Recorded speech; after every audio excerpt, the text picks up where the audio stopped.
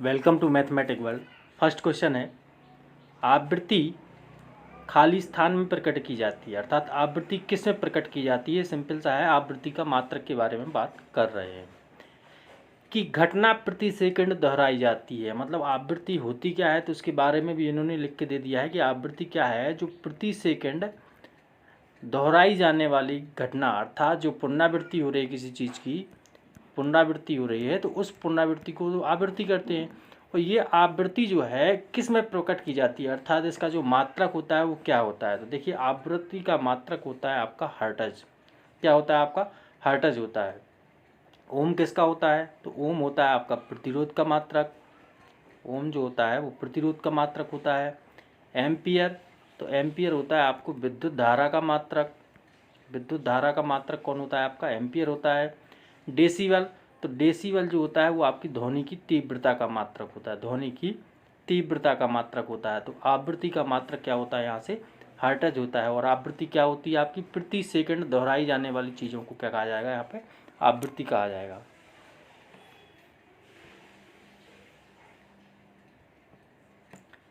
Next question है, एक व्यक्ति ने चट्टान के पास ताली बजाई, उसे 4 सेकंड बाद गूंज सुनाई दी। तो व्यक्ति ने चट्टान की दूरी क्या है, यदि ध्वनि की गति कितनी है। तो ध्वनि की यहाँ पे चाल दिया हुआ है। ध्वनि की चाल जो है वो कितनी है आपकी? 346 मीटर पर सेकंड। इस चाल से ध्वनि क्या करती है आपकी? ट्रेवल कर रही है। 4 सेकंड बाद बस व्यक्ति को चट्टान से टकराने के बाद, तो देखिए यहाँ पे ये चट्टान रही, ये व्यक्ति रहा। व्यक्ति से ध्वनि गई, एक तो जाने की रास्ता ट्रेवल हो गई और एक आने की रास्ता ट्रेवल हो गई। मतलब जो लंबाई है वो कितनी होगी आपकी? 2 गुना हो गई। तो इसी प्रकार से देखा जाए यहाँ से, तो पहले हम निकालते हैं यहाँ से दूरी। दूरी निकालेंगे तो क्या निकल जाएगा आपका? चाल गुणा समय।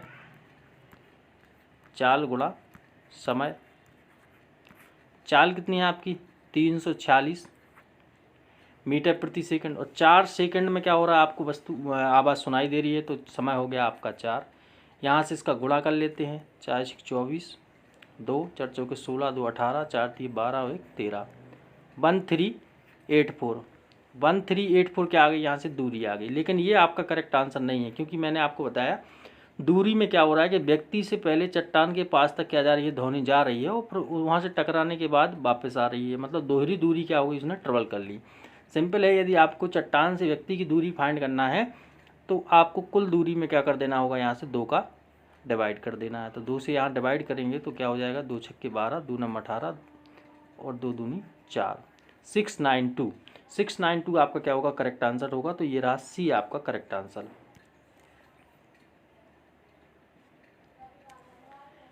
नेक्स्ट क्वेश्चन है, 4 एक जैसे प्रतिरोध, प्रत्येक का प्रतिरोध R है। देखिए, प्रतिरोध है और एक जैसे हैं जिनका प्रतिरोध प्रत्येक का कितना है? R है।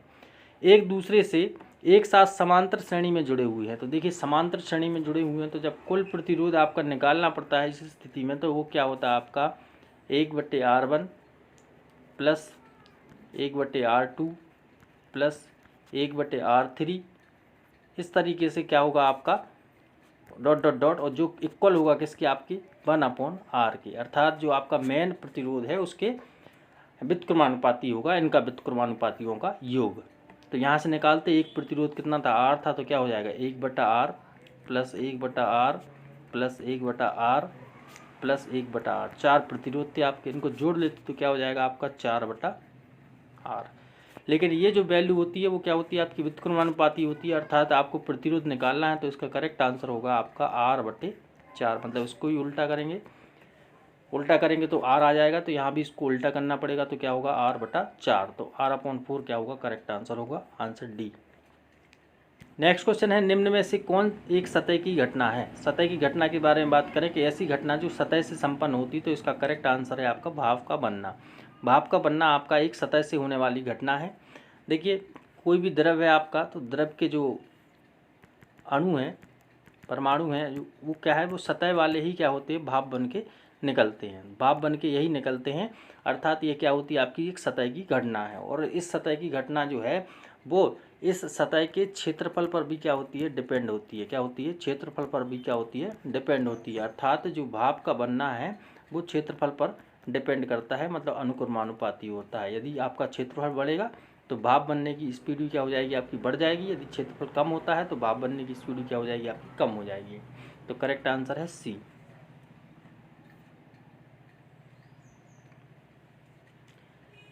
नेक्स्ट क्वेश्चन है, निम्नलिखित में से किसमें हृदय में केवल 2 कक्ष होते हैं। तो देखिए 2 कक्ष या 2 चैम्बर के बारे में बात कर रहे हैं कि कितने चैम्बर किसमें होते हैं।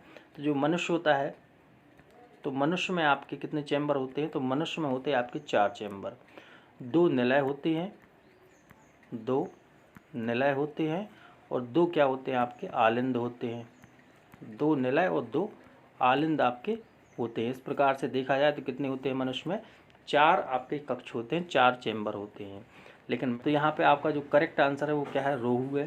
पहले करेक्ट आंसर के बारे में बात करते हैं, तो रोहू आपका करेक्ट आंसर है। इसके बाद देखें सैलामेंडर। सैलामेंडर एक छिपकली के आकार का एक जीव होता है, छिपकली के समान एक जीव होता है जिसमें आपका 3 कक्ष पाए जाते हैं। क्या होते हैं, 3 कक्ष पाए जाते हैं। और रोहू में कितने पाए जाते हैं आपके, 2 पाए जाते हैं। तो यहाँ आपका करेक्ट आंसर है वो क्या है, रोहू है। रोहू में 2 पाए जाते हैं और सैलामेंडर में कितने पाए जाते हैं आपके, 3 कक्ष पाए जाते हैं।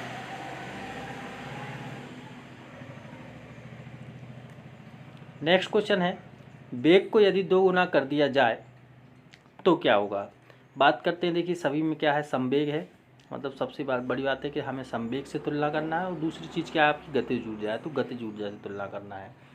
तो हम वेग के बारे में बात कर रहे हैं। तो देखो संवेग का जो फॉर्मूला होता है वो क्या होता है, संवेग बराबर होता है द्रव्यमान गुणा वेग। अर्थात यदि हम द्रव्यमान को क्या मान लेते हैं, एकांक मान लेते हैं, तो यहाँ से हमारा जो फॉर्मूला बनेगा कि संवेग जो होगा वो अनुक्रमानुपाती होगा किसके, वेग से। यदि संवेग जो है आपका वेग को 2 गुना कर दिया जाता है तो संवेग भी क्या हो जाएगा आपका, 2 गुना हो जाएगा। तो यहाँ देखिए वेग को 2 गुना ही किया जा रहा है तो संवेग भी कितना होगा आपका, 2 गुना। पहली चीज़। अब बात करते हैं गतिज ऊर्जा। तो गतिज ऊर्जा जो होती है आपकी वो क्या होती है, 1/2 गुणा द्रव्यमान गुणा वेग स्क्वायर। मतलब यहाँ से देखा जाए तो जो काइनेटिक एनर्जी है वो अनुक्रमानुपाती होगी किसकी, वेग स्क्वायर की। अर्थात वेग को 2 गुना किया जा रहा है तो 2 का स्क्वायर करेंगे तो कितना हो जाएगा आपका, 4। मतलब काइनेटिक एनर्जी कितनी हो जाएगी आपकी, 4 गुना। तो यहाँ देखिए आपका कि संवेग जो हो रहा है वो कितना हो रहा है आपका, 2 गुना हो रहा है। और गतिज ऊर्जा जो हो रही है वो कितनी हो रही है, 4 गुना हो रही है। तो यहाँ से देखिए संवेग 2 गुना और गतिज ऊर्जा कितनी, 4 गुना। तो ये आपका करेक्ट आंसर होगा। नेक्स्ट क्वेश्चन है, खाली स्थान डीएनए का एक हिस्सा है जो एक प्रोटीन के लिए जानकारी प्रदान करता है। तो प्रोटीन के लिए जानकारी कौन प्रदान करता है, तो डीएनए के अंदर कुछ सूक्ष्म रचनाएं होती हैं। डीएनए के अंदर क्या होती हैं, कुछ सूक्ष्म रचनाएं होती हैं जो आनुवांशिक लक्षणों को क्या करती हैं, आनुवांशिक लक्षणों की धारणा करती हैं। मतलब आनुवांशिक लक्षण किस प्रकार के होंगे, वो क्या करेंगे, इन्हीं डीएनए के अंदर जो कुछ सूक्ष्म रचनाएं होती हैं उन्हीं के द्वारा इसका क्या होता है, निर्धारण होता है। और एक पीढ़ी से दूसरी पीढ़ी में स्थानांतरण भी इन्हीं के द्वारा होता है। एक पीढ़ी से दूसरी पीढ़ी में क्या होता है, स्थानांतरण भी इन्हीं के द्वारा होता है। इन्हें क्या कहा जाता है, हम बोले तो इन्हें वंश कहा जाता है। और इसके अलावा उसे क्या कहा जाता है, तो इन्हें जीन कहा जाता है। क्या कहा जाता है, जीन कहा जाता है, या पित्रैक भी कहा जाता है। दूसरा नाम बोले तो पित्रैक भी कहा जाता है। तो ये करेक्ट आंसर होगा आपका सी।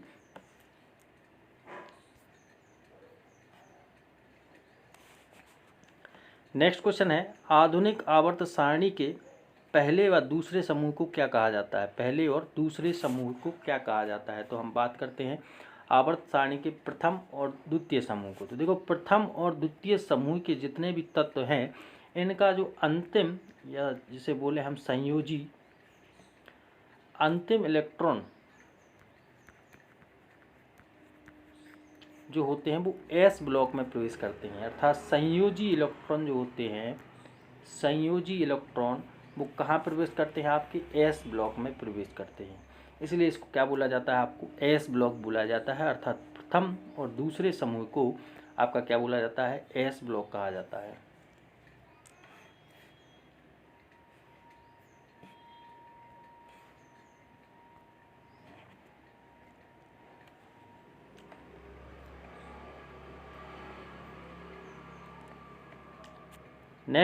नेक्स्ट क्वेश्चन है, किसने सुझाव दिया कि जीवन सरल अकार्बनिक अणुओं से विकसित हुआ है।